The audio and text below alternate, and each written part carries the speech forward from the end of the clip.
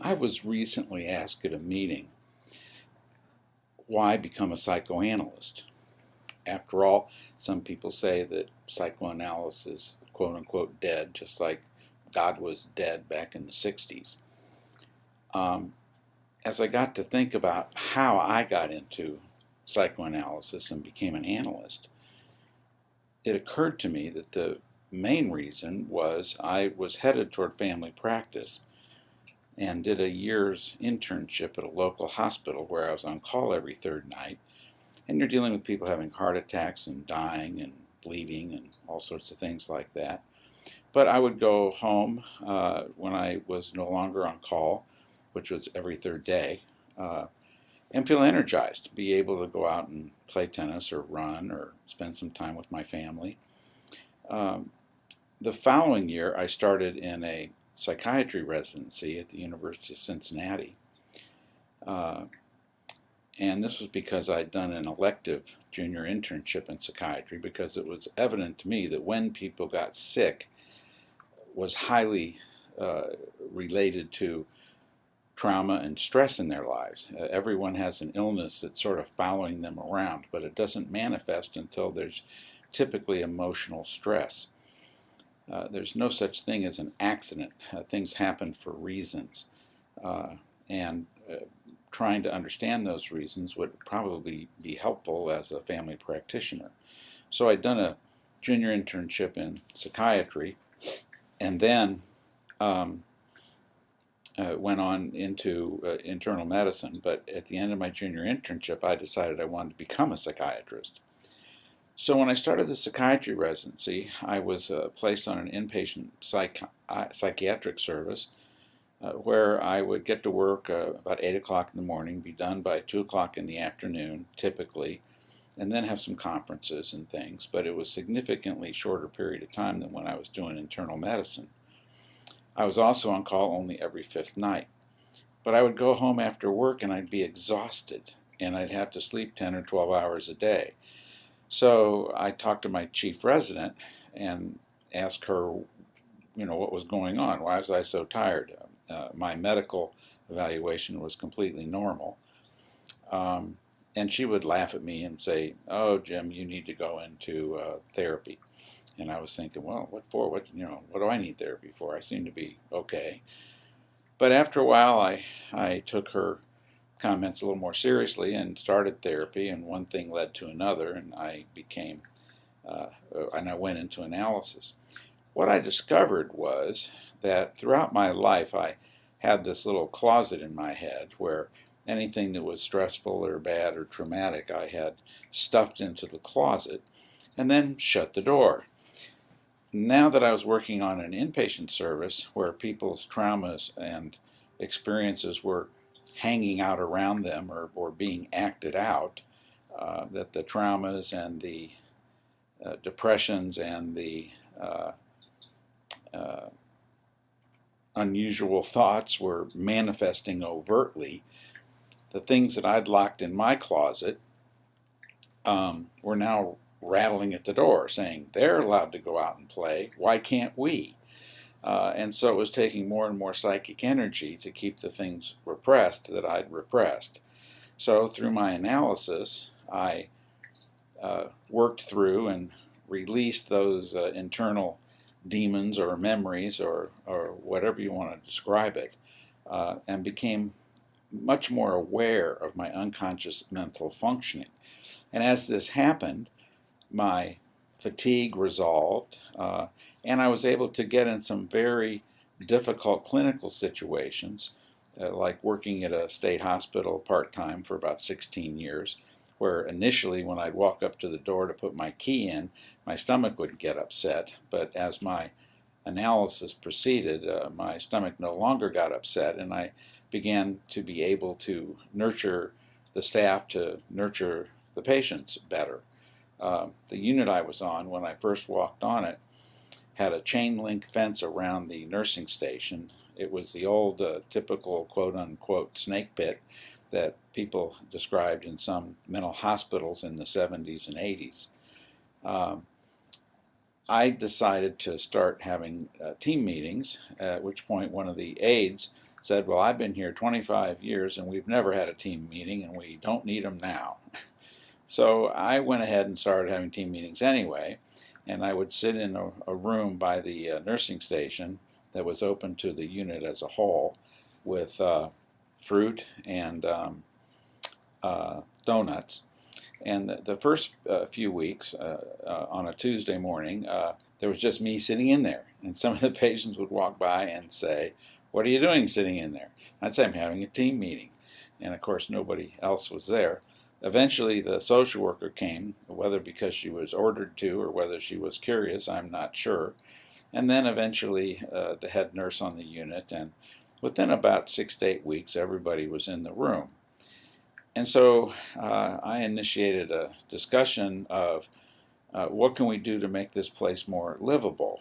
Many of the patients had been there for many years. And somebody suggested it's a holiday time, maybe we should have a party. So we said, okay, let's have a party. We'll get the recreational therapist to come over and play some records, and we'll get dietary to bring some punch and ice cream and cake, and get some people to decorate. So we all got together and we had a holiday party in December. Went really well. The unit seemed to be calmer. We had fewer seclusions and restraints. Everybody seemed to be in a little more positive mood. So in the next team meeting, there was a discussion about what we could do next, and the idea came up to have a monthly birthday party for the patients whose birthday it was that month. Now, let me mention, many of these patients have been there 10 years or longer, and many were quite psychotic and at times violent. But we decided to have a monthly birthday party, and we would select the inmates. It was an all-female unit who had a birthday that month, and we'd get their hair done, and we'd get them a new outfit and get them makeup. It's kind of like playing dolls with real people. And then we get dietary and entertainment people over and have a birthday party. And again, it was quite successful. I involved myself also, and as time went by, the unit seemed to operate much better, and our seclusion and restraint rate dropped, and the stress that the staff was seeing seemed to be a little better, and the patients seemed to be calming down. This is all partly in response to beginning to look at the underlying psychological factors that were affecting the situation I was in. And, as I mentioned earlier, my stomach stopped being upset as I would walk on the unit. This is just one of the reasons that going into psychoanalysis, being psychoanalyzed, and going through the training to become an analyst was helpful to me, and has been so continuously throughout my career. Becoming a psychoanalyst is an investment in yourself instead of in your retirement plan, I suppose. But it's an investment in yourself that can't be taken away and will enrich your life in many, many ways. If I had it to do all over again, I'd do the same thing, and maybe I would aim at an earlier point in my life toward becoming a psychoanalyst and perhaps a psychiatrist. I'm very pleased that I did it. I like going to work and working with my patients. I like the teaching that I do. It enriches my experience with my family and my friends, and it helps inform me in all areas of my life, such as the arts, plays, movies, modern culture, whatever. It's a way of looking at the world that involves not black and white or even both and, but it's a pluralistic view of the world. It helps you to understand things from many different points of view that enriches your experience of the situation. Wallerstein did a study of 42 lives in treatment, and the outcome in psychoanalytically based psychotherapy, and the outcome of it showed that people become smarter and healthier, and they live longer. Now, it's partly a mystery to me why more people aren't interested in a psychoanalytic education, because if they understood that it made you healthier and that you live longer, many people would opt it right away.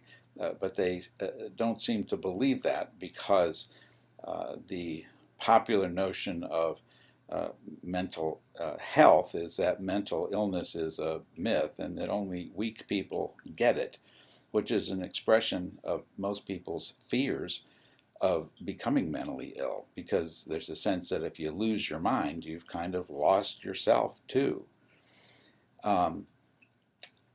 It's an opportunity to hang out with colleagues that are insightful and don't leap to judgment in situations, but rather develop a depth understanding of what's happening in various situations that they're in.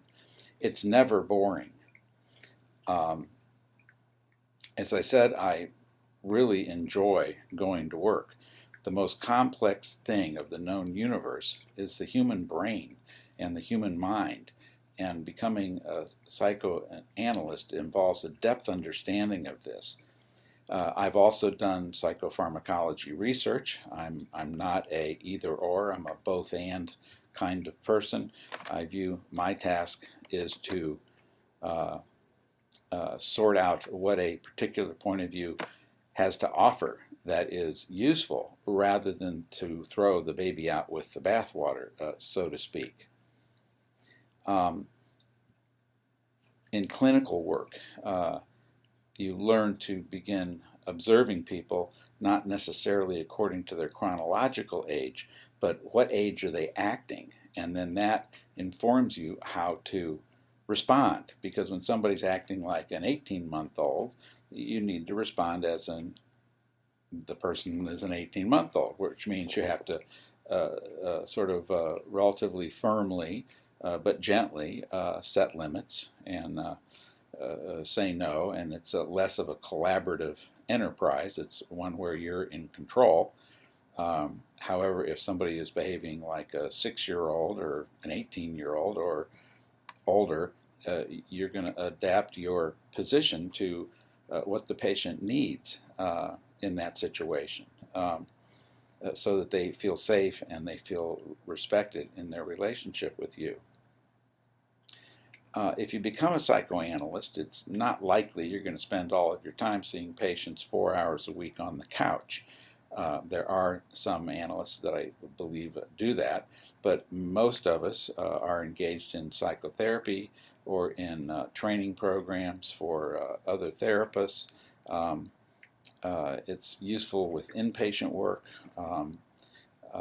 Across the board, you can use the knowledge and the information that you've learned to enrich your own life and the lives of those around you. It involves understanding the whole person, not viewing it as just the medications or just the psychotherapy, but the biology as well as the psychology together. And then, as I mentioned, it also opens up the rest of your life to